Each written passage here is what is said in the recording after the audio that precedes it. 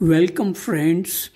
This is Harshad inviting you to listen to some of my short writings on philosophy, religion, psychology, spirituality, education, Krishnamurti, and nature. I hope you will have a good listening. This is audio tape number 37.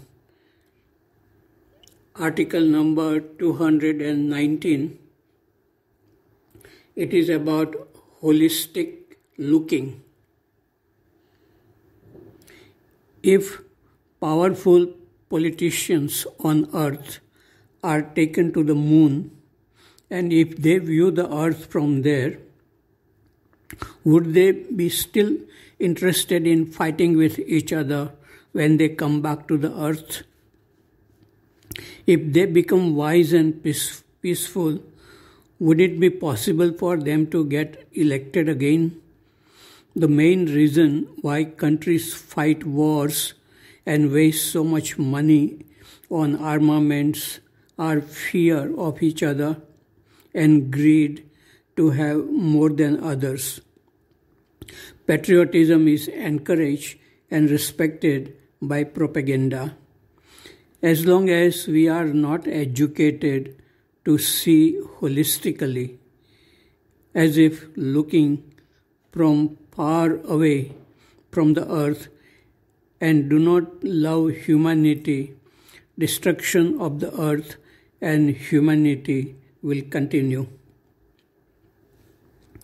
Article number 220. It is about development. It is shocking to know that 100,000 people commit suicide in India every year, and India has the highest number of people who suffer from mental illness called depression. Deepika Padukone, a topmost actress, spoke about mental depression she suffered some years ago. If this is true, then the statistics of development, that is material development, does not mean much. Without development of the mind and the heart, development of material has very little significance. I see that people have now money to buy mobile phones, cars, and motorcycles, food and fashion items, but very little time to be at peace and looking within to see what is really happening to their body and mind. Article number 221. It is about true self. A friend sent me a video which is full of traditional psychology. It says, anything you fear is teaching you to develop courage and overcome it. Anything angers you is teaching you patience and kindness to overcome it, and so on. But this method of developing courage and kindness may create conflict. The mind or ego becomes stronger when a person tries to be something other than what he is. Krishnamurti talks about observing what is without naming it and without creating the opposite of what is. Of course, a person needs to be free to observe what is without naming it. Traditional psychology is full of mind and the duality it creates. It is like walking on a rope. If you are falling on the left side, then turn on the right and vice versa, controlling oneself all the time and living with conflicts created by duality. This is a waste of energy. But energy and awareness are needed to see things clearly and to be free without creating conflicts. The mind with a controller called ego cannot solve problems of psychological nature. Raman Maharshi, who said that there is something within us which can look at fear very clearly without trying to develop courage. He experienced the fear of dying at the age of 16. He realized that he was neither the body nor the mind, but something else which he called the true self. At the age of 32, he again saw clearly that his body died. There was no breathing, no heartbeats, skin color turned blue. But the body came back to life again by itself after a few minutes. That something within us, which is deeper than the thinking mind, cannot be sensed by the thinking mind. Spiritual teachers who could sense something in silence have used words to describe that reality, but as Krishnamurti said, the word is not the thing. Article number 222. It is about space. I had collected hundreds of music cassettes over many years, but now they are obsolete. They occupy unnecessary space in my room. Two men from the solid waste department of municipal corporation came and took away all these cassettes. I feel much better by getting rid of these cassettes. The less things you possess, the more space is available in your house. Without space, there is no beauty. The mind too needs space to have a feeling of beauty, order, and love. A mind filled with thoughts is like a room full of furniture and things.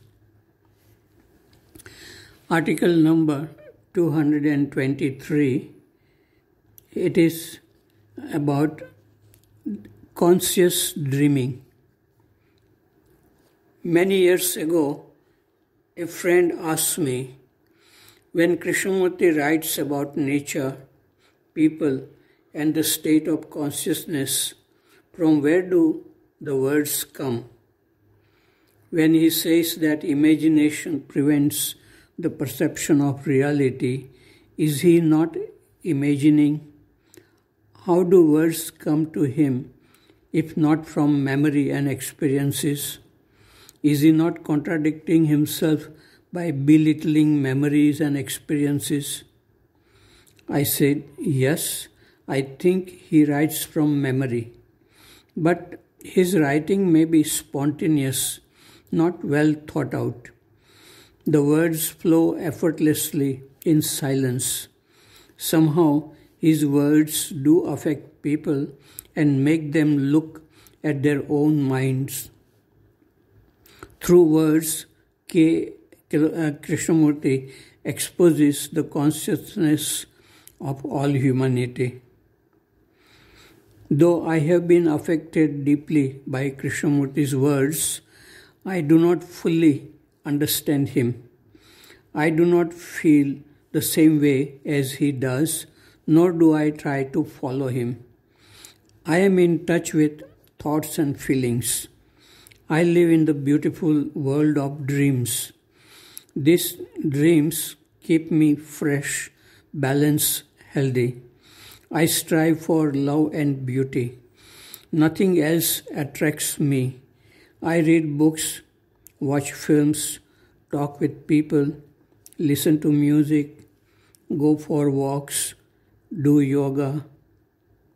But my mind comes back to the inner sanctuary of dreams. Article number 224. It is about Astavakra.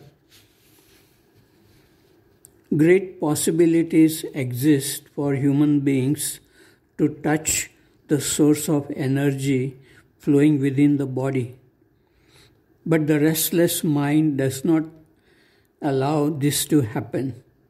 In the absence of awareness, the mind drives itself to restlessness because it is afraid of silence or death. When the awareness is awakened, it can see or feel the restlessness of the mind. Then the mind becomes quiet by itself without any struggle. What Astavakra said hundreds of years ago and what Krishnamurti said in the last century are very similar. Astavakra said to his disciple, "My child, you may often speak upon various scriptures or hear them, but you cannot be established in the true self unless you forget them all." Astavakra also said, "O wise one, you may enjoy or work or practice mental concentration, but your mind will still yearn for your own true nature, which is beyond all objects and in which all desires are extinguished. Let Hari, Hara or Brahma be your instructor, but unless you forget all, you cannot be established in the true self. Rare in this world is he on whom impressions are not left of things which he has experienced, or who does not desire things which he has not yet experienced. Those who desire worldly enjoyment and those who desire liberation, both are found in this world. But rare indeed is the great one who doesn't desire either enjoyment or liberation. Astavakra is speaking about freedom from the known. Self is not ego or mind or intellect. The self is pure awareness which sees things and thoughts as they are. Even Adi Shankaracharya composed beautiful Sanskrit slokas to show a state of being beyond mind, intellect, ego, body, senses, caste and family attachments, beyond everything known. Just by repeating Krishnamurti's words or Astavakra and Shankaracharya's slokas, one does not come to this state of pure awareness. One has to dive deep within oneself to realize what great spiritual teachers have said. It is easy to argue intellectually, but difficult to be silent and observe what is unfolding without naming.